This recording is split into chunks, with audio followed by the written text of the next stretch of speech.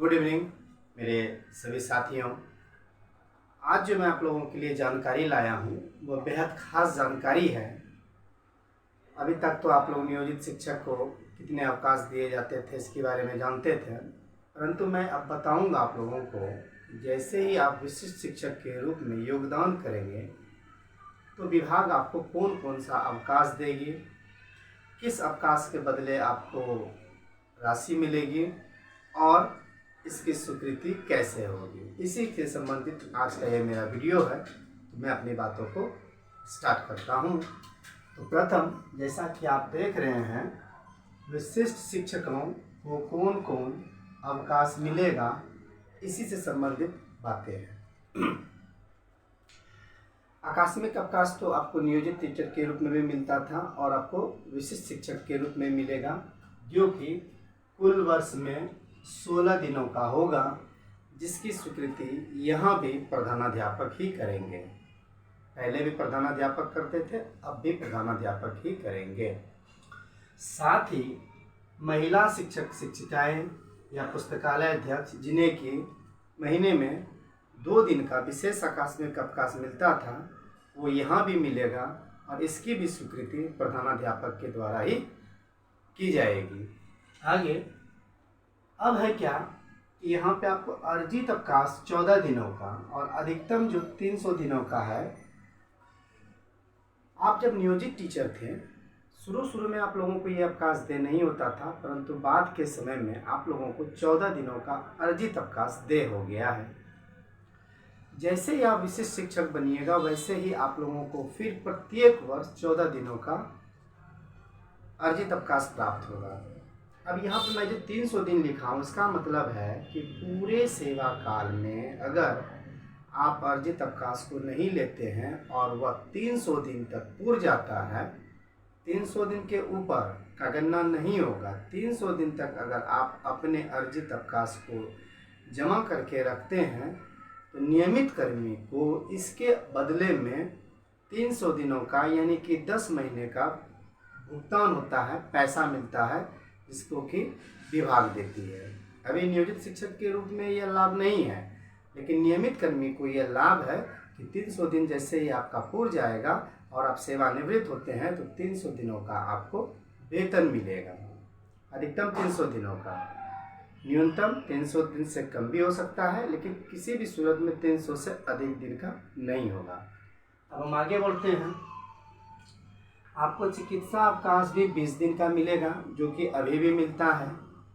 चिकित्सा अवकाश जो है, जो 20 दिन का अभी मिल रहा है, यह भी आपको विशिष्ट शिक्षक में भी मिलेगा और अधिकतम आप इसे 180 दिन तक ले सकते हैं। अब कहने का मतलब है कि प्रत्येक वर्ष आपका 20-20 दिन का काउंट होगा। जब तक ये 180 दिन तक नहीं मिलेगा तो आप इससे अधिक का नहीं ले सकेंगे। अगर प्रथम वर्ष आपके पास 20 दिन ही जमा रहा तो आप अधिकतम 20 दिन ही ले सकते हैं, 21 दिन नहीं। यानी आपके पास जो जमा रहेगा उसी जमा से आपको अवकाश का उपभोग करना होगा। जब 180 दिन से ज़्यादा आपका हो जाएगा तो वह भी व्ययगत हो जाएगा, वह भी काउंट में नहीं होगा। आप जब भी लीजिएगा तो 180 दिन तक ही ले पाइएगा, उससे ज़्यादा अवकाश नहीं मिलेगा। अब हम बात करते हैं कि जैसे ही आप नियमित कर्मी हो जाइएगा विशिष्ट शिक्षक के रूप में, तो यहाँ भी आपको प्रथम दो संतान में आपको पितृ अवकाश का लाभ पुरुष शिक्षक या पुस्तकालय अध्यक्ष को मिलेगा 15 दिनों का।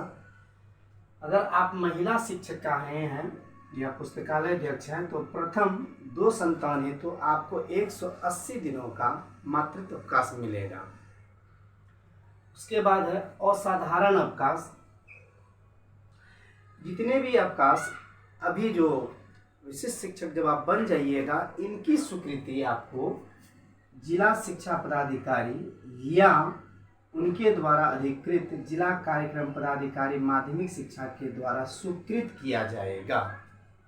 अब देखिए, अभी तक जो नियमावली था, जो नियोजन इकाई से इतने अवकाश की स्वीकृति मिलती थी, तो इसके लिए क्या करना पड़ता था? तो पहले हम अपनी एप्लीकेशन अपने प्रधानाध्यापक को देते थे, प्रधानाध्यापक माध्यमिक शिक्षा को देते थे, माध्यमिक शिक्षा नियोजन इकाई को देते थे। नियोजन इकाई जब अवकाश को स्वीकृत करते थे तो ही मुझे भुगतान होता था।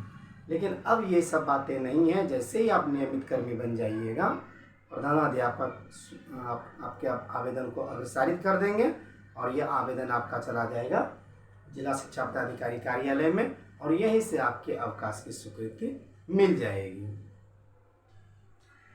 एक छोटा सा बात और मैं बता देना चाहता हूँ, इस पर तो मैं एक और वीडियो बनाऊंगा जिसमें वेतन संबंधित बातें रहेगी। स्थानांतरण ट्रांसफ़र जो है वह पूरे सेवा काल में आपका 2 बार होगा और ये ऐच्छिक स्थानांतरण होगा, जब आप चाहिएगा तो होगा। यह लाभ सरकार आपको दी है और आपके स्थानांतरण करने वाले पदाधिकारी जो होंगे वो प्रमंडलीय स्तर के यानी क्षेत्रीय शिक्षा उप निदेशक प्रमंडलीय स्तर के जो होते हैं वो आपका स्थानांतरण करेंगे।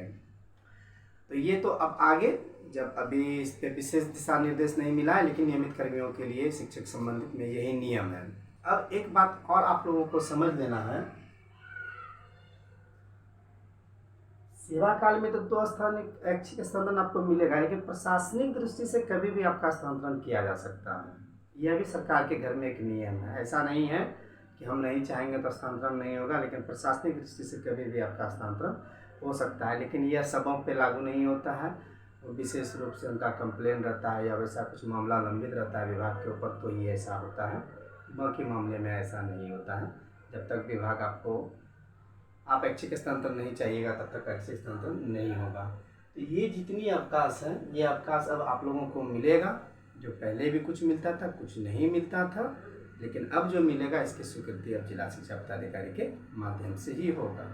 और ये जो देख रहे हैं चिकित्सा अवकाश, विशेष अवकाश, मातृत्व अवकाश और साधारण अवकाश, ये सारे अवकाश का गणना आपके सेवा पुस्तिका में होगा। और एक खास बात जो कि समझने योग्य है, बहुत महत्वपूर्ण है, ये जो आपका अवकाश का गणना होगा, यह गणना आपका सेवा नियुक्ति तिथि से 3 साल के बाद, अगर आप अभी योगदान कर रहे हैं और 3 साल के बाद ही आपका अर्जित अवकाश, चिकित्सा अवकाश ये गणना में आएगा। ये नियम आकस्मिक अवकाश और विशेष आकस्मिक अवकाश पे नहीं है। इन दोनों को छोड़ देते हैं तो ही आपका 3 साल के बाद, यानी कि जब आप अस्थायी हो जाते हैं, सरकार का मानना है कि 3 साल का जो अवधि होता है वो अस्थायी होता है। 3 साल के बाद जब आप अस्थायी हो जाते हैं तो ही आपको यह अवकाश का गणना यहाँ से चालू होगा। तो आशा करते हैं यह जानकारी आप लोगों के लिए खास हो रही होगी। तो इस प्रकार की जानकारी मैं निरंतर लाते रहता हूँ। फिर मैं नई जानकारी के साथ मिलता हूँ। तब तक मैं आप लोगों से आज्ञा चाहता हूँ। Good night.